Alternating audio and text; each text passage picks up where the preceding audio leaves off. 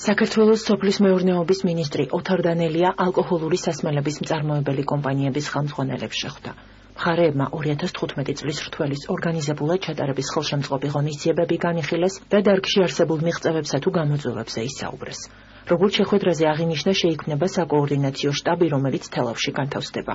მისი ფუნქციონირება სამინისტროს წარმომადგენლების, მეწარმეებსა და მევენახეებთან კოორდინაციასა და აქტიურ კომუნიკაციას შეუწყობს ხელს. ჩვენ დღეს გვაქვს პრაქტიკულად შემაჯამებელი შეხვედრა მეღვინეებთან. ყალიბდებით ურთიერთთანამშრომლობის ფორმატებზე, მოგესალმება ჩვენთვის რთველი ერთ-ერთი ყველაზე მაღალ პრიორიტეტული და გვინდა რომ ყველა მოგესმოდეს თუ როგორი იქნება მიდგომები, რას გავაკეთებთ. ერთი რაც შემიძლია უკვე გავაჟღერო არის რომ სუბსიდირება გადაწყდა, ანუ წელს იქნება სუბსიდირება პრემიერის დავალებით და ხვალდილი ჩვენ გვექნება სპეციალური ბრიფინგი, სადაც უკვე კონკრეტულად მოგაწვით ტარიფების შესახებ, ფორმატის შესახებ. თველის მოსამზადებელი სამუშაოები აქტიურ ფაზაში შედის, ჩვენ ვაგრძელებთ შეხვედრებს კერძო სექტორთან, ხუთის წარმოებებთან, ღვინის წარმოებებთან.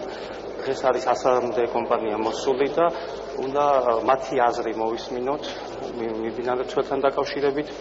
ჩვენი მოსაზრებები გავაცნოთ, მათი აზრით გავიზიაროთ და ხვალ საბოლოო გადაწყვეტილებას გავგაცნობთ 2015 წლის რთველის შესახებ. დღეს შეხვედრა გვაქვს სოფლის მეურნეობის სამინისტროს წარმომადგენლებთან და ღვინის ეროვნულ სააგენტოს ხელმძღვანელობასთან.